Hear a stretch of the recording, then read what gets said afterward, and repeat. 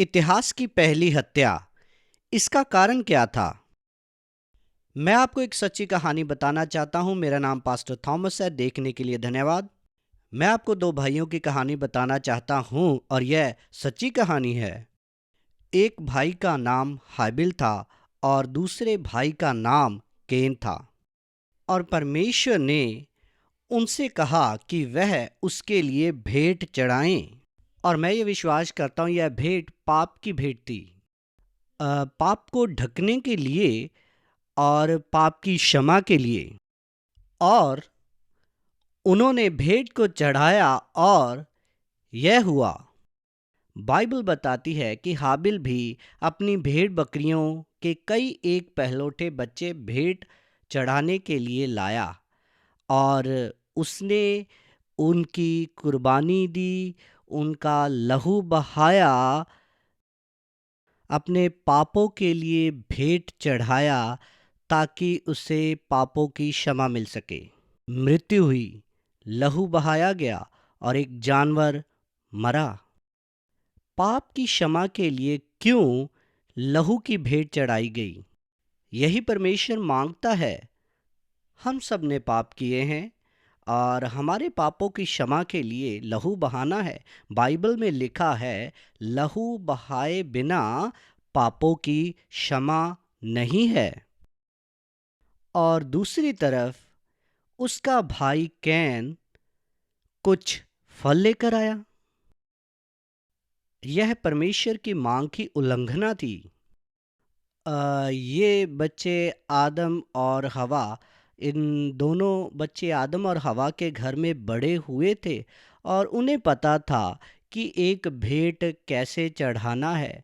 उन्होंने अपने माता पिता को यह भेंट चढ़ाते हुए देखा और मैं ये विश्वास करता हूँ कि परिवार में रहते हुए उन्हें पता होगा कि परिवार क्या करता है।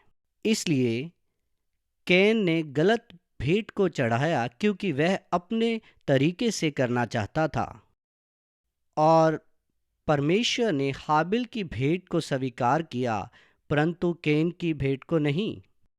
कैन बहुत क्रोधित हुआ, वह जेलसी से भर गया और उसने अपने भाई की हत्या कर दी और यह इतिहास की पहली हत्या थी। अब इस कहानी से हम क्या सबक सीखते हैं कि हम अपनी शर्तों से परमेश्वर के पास नहीं आ सकते। आप परमेश्वर की शर्तों के हिसाब से आएंगे। मैं आपसे प्रश्न पूछता हूँ, क्या आप हाबिल हैं या कैन? मैं ये क्यों पूछता हूँ? आजकल के कैन अपने पापों की क्षमा के लिए, स्वर्ग जाने के लिए अपने तरीके से, अपने धर्म से परमेश्वर के पास पहुँचते हैं। आपका धर्म चाहे जो भी हो। मैंने कल पढ़ा, किसी ने मुझे लिखा था कि सभी धर्म एक जैसे हैं परंतु वह एक जैसे नहीं हैं। आपका धर्म, कोई भी धर्म क्यों ना हो, आपको परमेश्वर तक नहीं लेके जा सकता क्योंकि धर्म के कुछ कानून हैं, कुछ शर्तें हैं और आप उन शर्तों को यदि पूरा करते हैं तो पहुंचेंगे। पर समस्या यह है कि आप उनको पूरा नहीं कर सकते। संसार में बहुत से लोग होंगे जो कहेंगे, हाँ मैं चर्च में जाता हूँ, मैं अन्य स्थानों पर जाता हूँ। चर्च आपको क्षमा नहीं कर सकती, बचा नहीं सकती। किसी और स्थान पर जाएं, आप कहें मैं दिन में 5 बार प्रार्थना करता हूँ, आप 100 बार प्रार्थना करें, इससे आपके पाप क्षमा नहीं होंगे। कुछ लोग कहेंगे कि मैं मरियम से प्रार्थना करता हूँ और मेरे पास उसकी मूरत है और इससे भी आपके पाप क्षमा नहीं होंगे। कुछ लोग सोचते हैं कि परमेश्वर के पास एक तराजू है, एक तरफ आप अपने अच्छे काम डालें और दूसरी तरफ आप अपने बुरे काम। यदि आपके अच्छे काम ज़्यादा हैं तो आप स्वर्ग में जाएंगे और आपके पाप क्षमा हो जाएंगे। समस्या इसमें यह है कि आपको अपने पापों का भुगतान करना पड़ेगा और दूसरी समस्या यह है कि आप कभी सिद्ध नहीं हैं। और यह कैन का तरीका है, अपने तरीके से, अपने धर्म से परमेश्वर के पास पहुंचने का। हाबिल का तरीका है परमेश्वर पर विश्वास करना जैसा उसने कहा है। और एक भेंट है मृत्यु और लहू की। जानवर के साथ एक समस्या है, यह आपके दिल को नहीं बदल सकता। फिर परमेश्वर मनुष्य बना और कुंवारी मरियम से पैदा हुआ और उसका नाम यीशु है। केवल एक ही कारण है कि वह इस धरती पर आए ताकि वह हमारे पापों के लिए कुर्बान हो और हमें पापों से क्षमा मिले। जब आप इस बात पे भरोसा करते हैं कि मसीह आपके पापों के लिए उस क्रूस के ऊपर मरे जैसे कि उन्होंने किया, केवल यही कारण था कि वह क्रूस पर चढ़े और वह मुर्दों में से जी उठे।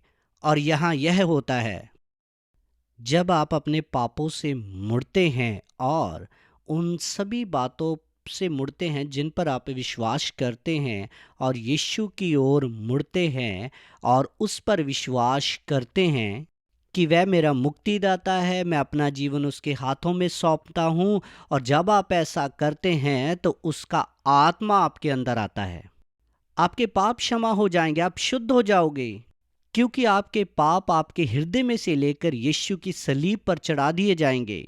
आपके स्थान पर उसको सजा मिली, आपके स्थान पर उसका न्याय हुआ और वो आपके स्थान पर मरा, उसने आपकी जगह पर दुख झेले।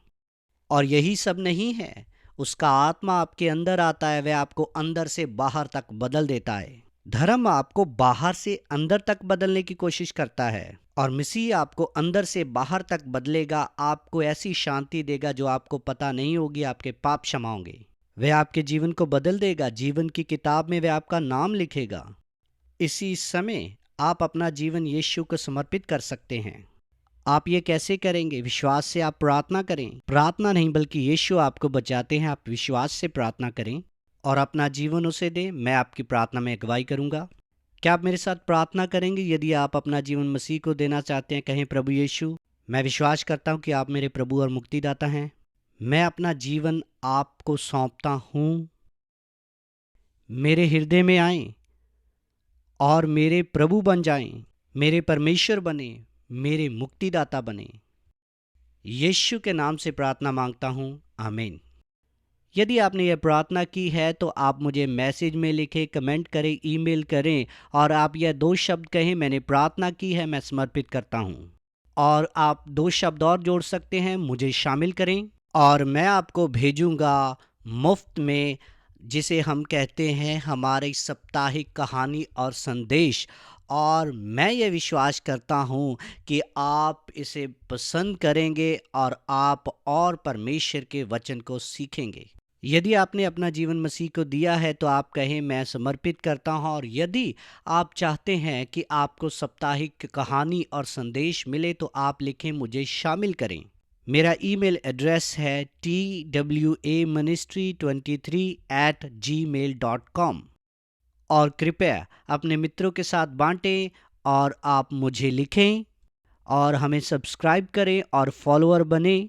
और अगली बार तक मैं पास्टर थॉमस, और एक बात हमेशा याद रखें, यीशु आपसे प्रेम करते हैं।